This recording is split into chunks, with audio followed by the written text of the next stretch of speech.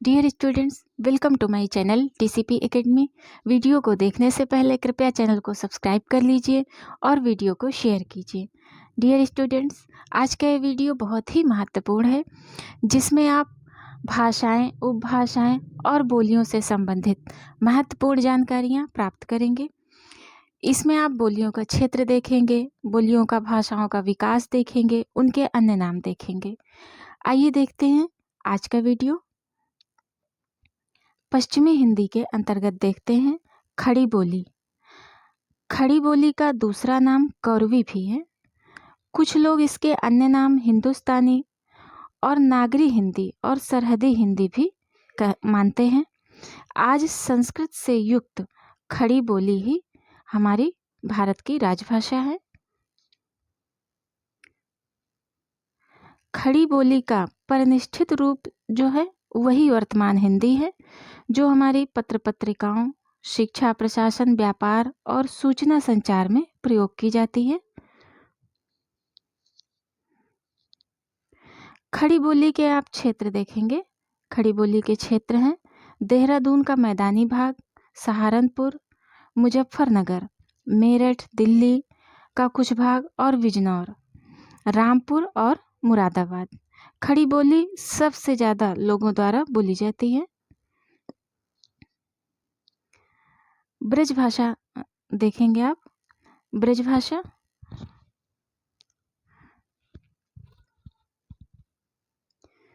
ब्रज भाषा में देखेंगे आप, प्राचीन काल में ब्रज शब्द का जो प्रयोग है वो पशुओं, गायों या समूह या चारागाह के लिए होता था। तो ब्रज भाषा का जो विकास है वो सौर सेनी अपभ्रंश के मध्यवर्ती रूप से हुआ है और गंगा यमुना की मध्य भाषा होने के कारण डॉक्टर ग्रियर्सन ने इसे अंतर्वेदी नाम भी दिया है। इसको अंतर्वेदी भी, ब्रज भाषा को अंतर्वेदी, डॉक्टर ग्रियर्सन अंतर्वेदी भी कहते हैं, उन्होंने ये नाम दिया है। ब्रज भाषा को ब्रजी, मणि, माधुरी और नाग भाषा, इन सभी नामों से भी जानते हैं। ब्रज भाषा के क्षेत्र हैं मथुरा, अलीगढ़, आगरा, हाथरस, फिरोजाबाद, बुलंदशहर, एटा, बदायूं, मैनपुरी, बरेली आदि। ये सभी ब्रज भाषा के क्षेत्र हैं। हरियाणवी को देखते हैं हम। हरियाणवी का दूसरा नाम बांगरू है और हरियाणवी का विकास उत्तरी सौर सेनी अपभ्रंश से हुआ है। कुछ लोग इसे जाटू, हरियाणी और हरियाणी या देसाणी भी कहते हैं। हरियाणवी भाषा को कुछ लोग जाटू, हरियाणी या हरियाणी या देसाणी भी कहते हैं इसको। हरियाणवी का आप क्षेत्र देखेंगे, हरियाणा तथा दिल्ली का देहाती भाग, करनाल, रोहतक, हिसार, पटियाला, जींद, नाभा, ये सभी हरियाणवी भाषा के क्षेत्र हैं। कन्नौजी देखते हैं। कन्नौजी के विषय में देखते हैं। कान्यकुब्ज प्राचीन काल में एक प्रदेश का नाम था और इसी के आधार पर कन्नौजी का नाम रखा गया और जिससे इसका कन्नौजी का जो विकास है वो भी सौर सेनी अपभ्रंश से हुआ। यह ब्रज भाषा के अत्यधिक समीप है और कुछ लोग इसे ब्रज भाषा की उपबोली भी मानते हैं। कन्नौजी को कुछ लोग ब्रज भाषा की उपबोली भी मानते हैं। कन्नौजी भाषा के क्षेत्र देखेंगे हम। इटावा, फर्रुखाबाद, शाहजहांपुर, कानपुर, हरदोई आदि, ये जिले सभी कन्नौजी भाषा के क्षेत्र में आते हैं। फर्रुखाबाद इस भाषा का केंद्र बिंदु है।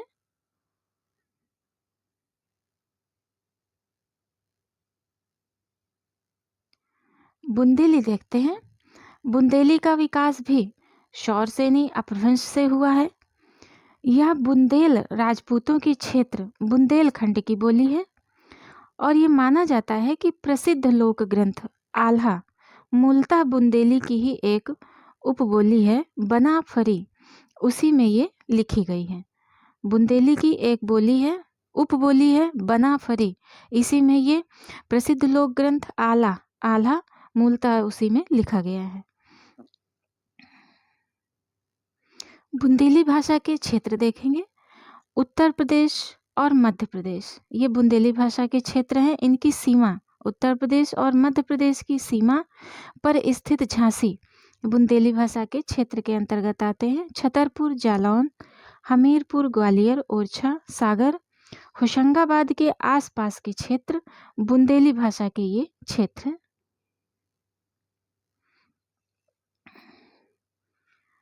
पूर्वी हिंदी की उपबोली या विभाषा अवधी देखते हैं। कुछ विद्वान इसे कौशली और वैश्यवाणी भी कहते हैं। इसे कौशली और वैश्यवाणी भी के नाम से जाना जाता है। इस बोली का केंद्र अयोध्या है और अयोध्या का विकसित रूप अवध है, जिससे इसे अवधी भाषा कहते हैं।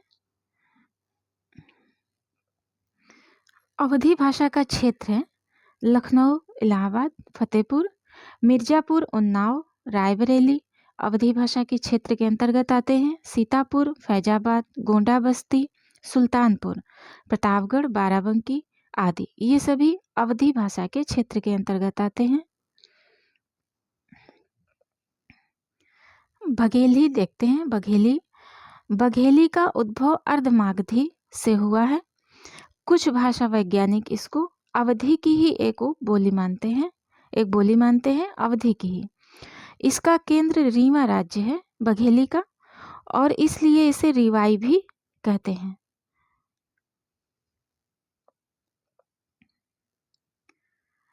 बघेली भाषा के क्षेत्र देखते हैं। दामोह, जबलपुर, मंडला, बालाघाट, फतेहपुर, हमीरपुर, बांदा में इसका व्यवहार बुंदेली मिश्रित रूप में मिलता है और ये सभी बघेली भाषा के क्षेत्र हैं।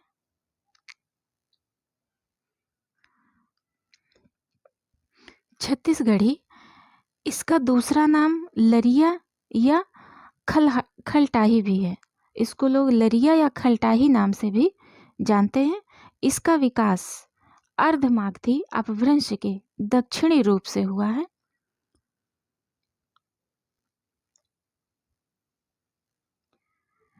छत्तीसगढ़ी का क्षेत्र जो है वो है सरगुजा, कौरिया, बिलासपुर, रायगढ़, खैरागढ़, रायपुर, दुर्ग, नंदगांव, कांकेर आदि ये सभी छत्तीसगढ़ी के क्षेत्र हैं। राजस्थानी हिंदी, मारवाड़ी, राजस्थानी हिंदी के अंतर्गत हम देखते हैं मारवाड़ी को। यह प्राचीन मारवाड़ प्रांत की बोली है।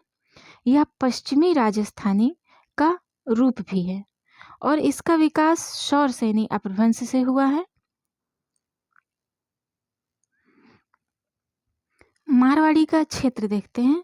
जोधपुर, अजमेर, किशनगढ़, मेवाड़, जैसलमेर, बीकानेर, सिरोही आदि ये सभी मारवाड़ी के क्षेत्र हैं।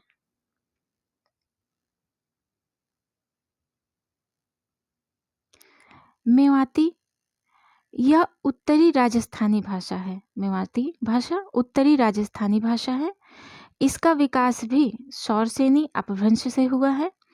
इसकी एक मिश्रित बोली है अहीरवाटी।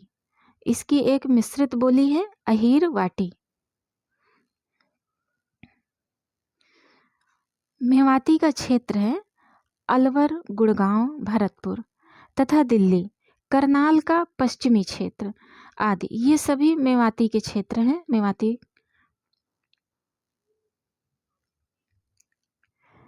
जयपुरी, स्थानीय लोग इसे ढूंढाड़ी या जयपुरिया भी कहते हैं।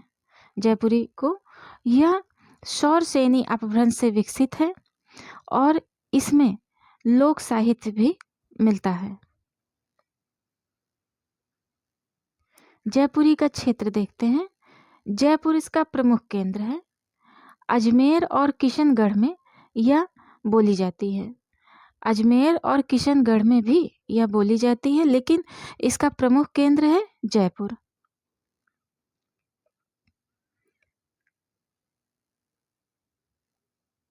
मालवी, मालवा की प्रतिनिधि बोली मालवी है और मालवी को दक्षिणी राजस्थानी भी कहते हैं। इसका विकास शौरसेनी अपभ्रंश से हुआ है। इसका मुख्य केंद्र मालवा है।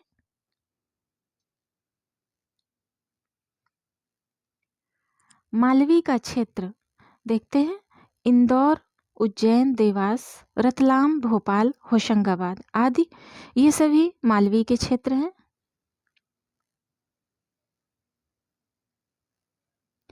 मेवाड़ी, मेवाड़ी के विषय में देखते हैं, उदयपुर और उसके आसपास के क्षेत्र को मेवाड़ कहा जाता है, इसलिए यहाँ की बोली को मेवाड़ी कहा जाता है।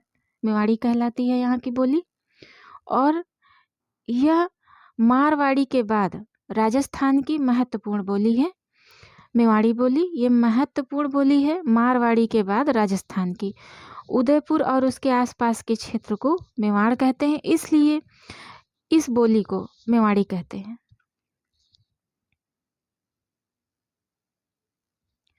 हड़ौती, कोटा, बूंदी, बारा और झालावाड़ का जो क्षेत्र है वो हड़ौती कहा जाता है, क्योंकि यहाँ पर क्या था कि हाड़ा राजपूतों का शासन था, उन्होंने यहाँ पे बहुत शासन किया, इसलिए यहाँ की बोली को हड़ौती कहते हैं।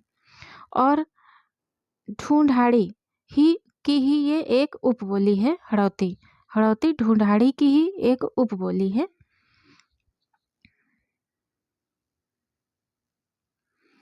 हड़ौती पूर्वी राजस्थान की बोली है।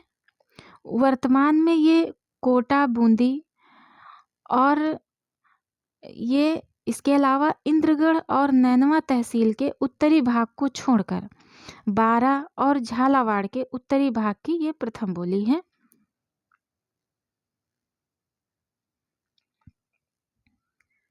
पश्चिमी पहाड़ी, पश्चिमी पहाड़ी की लगभग 30 बोलियां हैं और डॉक्टर सुनीत कुमार चटर्जी ने इन बोलियों का विकास खस अपभ्रंश से और उन्हें शौरसेनी अपभ्रंश से प्रभावित मानते हैं। डॉक्टर सुनीत कुमार ऐसा मानते हैं कि पहाड़ी की जो लगभग 30 बोलियां हैं इनका विकास तो खस अपभ्रंश से हुआ है, परंतु इन पर जो प्रभाव पड़ा है वो शौरसेनी अपभ्रंश का प्रभाव पड़ा है। ये शौरसेनी अपभ्रंश से प्रभावित है पश्चिमी पहाड़ी की ये बोलियां। पश्चिमी पहाड़ी का क्षेत्र देखते हैं, जौनसर, सिरमौर, शिमला, मंडी, चंबा और इसके आसपास के जो क्षेत्र हैं ये सभी पश्चिमी पहाड़ी के क्षेत्र के अंतर्गत आते हैं। इसमें केवल लोक साहित्य ही मिलता है।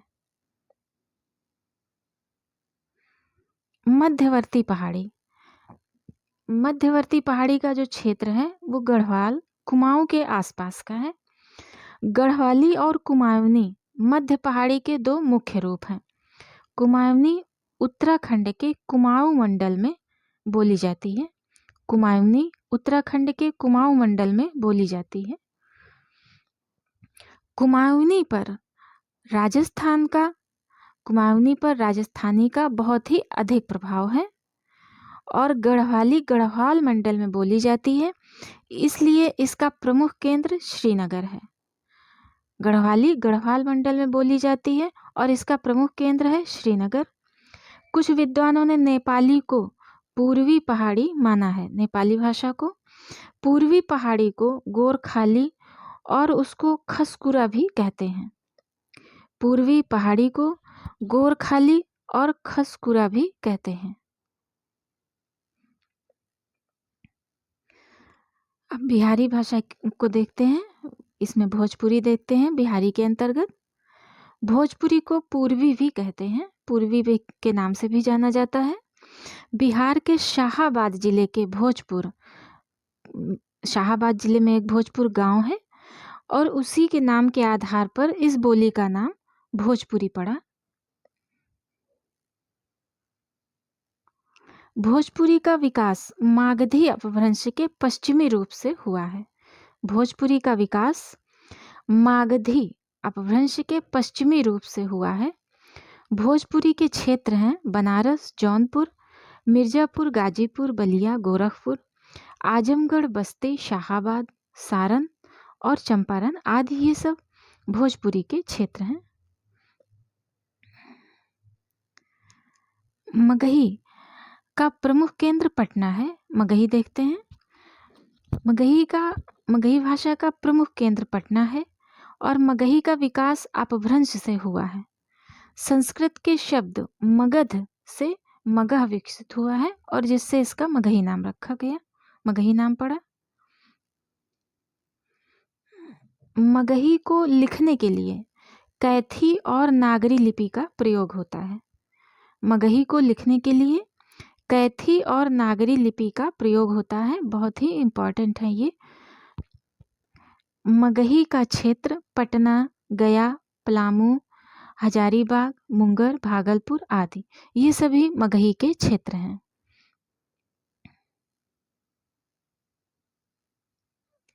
मैथिली भाषा को देखते हैं। यह प्राचीन मिथिला प्रदेश की बोली है। मैथिली बोली यह प्राचीन मिथिला प्रदेश की बोली है। मैथिली का विकास मागधी अपभ्रंश के मध्यवर्ती रूप से हुआ है। मैथिली का विकास मागधी अपभ्रंश के मध्यवर्ती रूप से हुआ है। मैथिली का दूसरा नाम तिरहुतिया भी है। मैथिली का दूसरा नाम तिरहुतिया भी है। और मैथिली में बहुत प्राचीन समय से साहित्य रचना होती आ रही है। हम अपने वीडियो में वही कंटेंट लाते हैं जो बहुत ही इम्पोर्टेंट होते हैं, इसलिए आप हमारा वीडियो बहुत ही ध्यान से देखें। इसका सभी कंटेंट बहुत ही इम्पोर्टेंट होता है। और ये मैथिली जो है ये 3 लिपियों में, मैथिली बोली 3 लिपियों में लिखी जाती है। वो लिपियां हैं कैथी लिपि, नागरी लिपि और मैथिली लिपि। मैथिली का क्षेत्र है मुजफ्फरपुर, दरभंगा, पूर्णिया, मुंगेर, ये सभी मैथिली के क्षेत्र हैं। डियर स्टूडेंट्स, हमारा ये वीडियो देखने के लिए बहुत बहुत धन्यवाद। कृपया चैनल को सब्सक्राइब कर लीजिए, अगर नहीं किया है तो कर लीजिए, जिससे आप सभी महत्वपूर्ण हमारे वीडियोस आप तक पहुंचते रहेंगे। और हमारे वीडियोस को शेयर कीजिए, अन्य स्टूडेंट्स तक भी ये वीडियो पहुंचने चाहिए। और चैनल को सब्सक्राइब करने के साथ साथ वीडियोस को लाइक करें, शेयर करें, कमेंट करें। Have a nice day. आपका दिन मंगलमय हो, आपके उज्जवल भविष्य की हम कामना करते हैं। धन्यवाद।